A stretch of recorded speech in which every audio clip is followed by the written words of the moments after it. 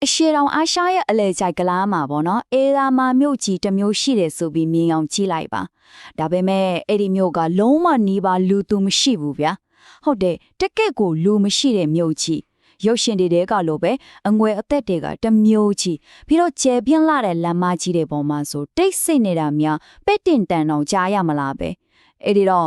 ဒီလိုတဆိတ်မြို့ကြီးလိုဖြစ်နေတဲ့နေရာရဲ့နောက်ကွယ်မှာဘယ်လိုဇလန်းကြီးရှိနေမလဲတို့တဲ့အတူတူရှာဖွေကြည့်ကြရအောင် ကဲဒီမျိုးကဘလောက်တောင်ကြီးတယ်လဲဆိုရင်လန်ဒန်မြို့ကိုတီးကြတယ်ဟောအဲ့ဒီလန်ဒန်မြို့ထက်လေးစားပိုကြီးတယ်ဗျဟုတ်ပါတယ်လေးစားတောင်မှပိုကြီးတာနိုင်ရှင်စီရကလည်းတခုတည်းမဟုတ်သေးဘူး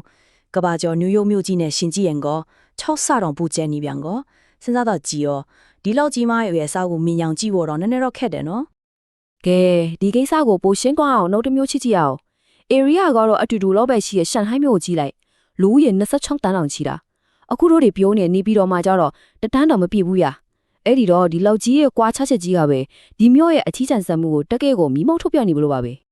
ဒီလောက်ထိလိုဝက်စမ်းကျဲနေတဲ့မြို့ရဲ့နာမည်ကတော့မြန်မာနိုင်ငံရဲ့မြို့တော်နေပြီးတော့ပါပဲကဲသူ့ရဲ့ထူးခြားစံပြမှုတွေကဘာတွေလဲဘာတွေကသူ့ကိုဒီလောက်ထိတမှုထူးခြားနေစေတာလဲဆိုတာကိုအသေးစိတ်ကြည့်လိုက်ကြရအောင် ဒီမျိုးရဲ့လမ်းမကြီးတွေပေါ်မှာလမ်းလျှောက်နေတယ်လို့သာစစ်ကူးကြည့်လိုက်တကယ့်ကိုမယုံနိုင်စရာမြင်ကွင်းမျိုးပဲအရာတိုင်းကတန့်ရှင်းနေတက်ရက်တယ်ဒါပေမဲ့တိတ်ဆိတ်နေလိုက်တာမှနားတောင်ဦးသွားမလားပဲခိမီတိတ်ဆိတ်မျိုးကြီးတဲ့ရောက်သွားတယ်လို့မျိုးခံစားရမှသိကြတယ် ဒီမျိုးအကြောင်းကိုစိတ်ဝင်စားစားနဲ့လေ့လာလေးလေသူ့ရဲ့ဒီဇိုင်းပုံစံတွေကပို့ပြီးတော့ထူးဆန်းလာလေးပဲဒါပေမဲ့တခုစဉ်းစားစရာကဒီလိုထူးဆန်းဒီဇိုင်းတွေကမတော်တဆဖတ်သွားတာမဟုတ်ဘဲနဲ့တမင်တကာဖန်တီးထားတဲ့ပိုကြီးတဲ့အကြံစီတစ်ခုရဲ့အစိတ်ပိုင်ဆိုရင်ကောဘယ်နေရာဝဲကြည့်အထင်ကြီးစရာကောင်းလောက်အောင်ခမ်းနာတယ်ဒါပေမဲ့လုံးဝဗလာချင်းနေတဲ့အဆောင်အုံကြီးပဲ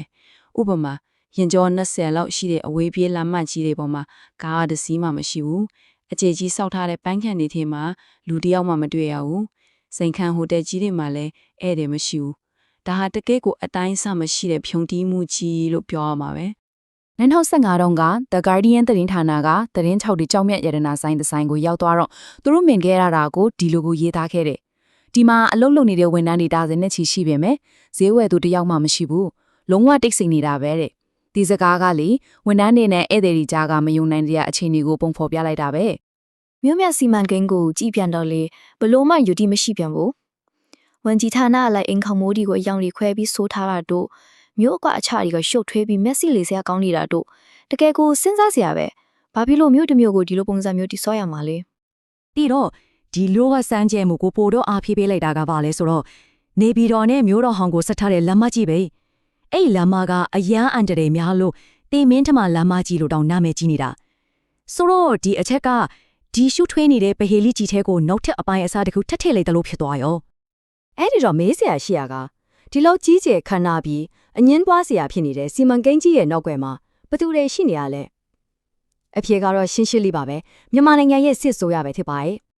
ဒီစစ်အစိုးရအာဏာရလာပုံနဲ့နေပြည်တော်တိဆောက်ခဲ့တဲ့အချိန်ကတိုက်ဆိုင်နေတာထက်ကိုပိုပါတယ်ပထမဆုံးရွေးကောက်ပွဲမှာရှုံးနိမ့်သွားတော့အဲ့ဒီလက်တွေကိုဖျက်သိမ်းလိုက်တယ်အဲ့ဒီနောက်မှာ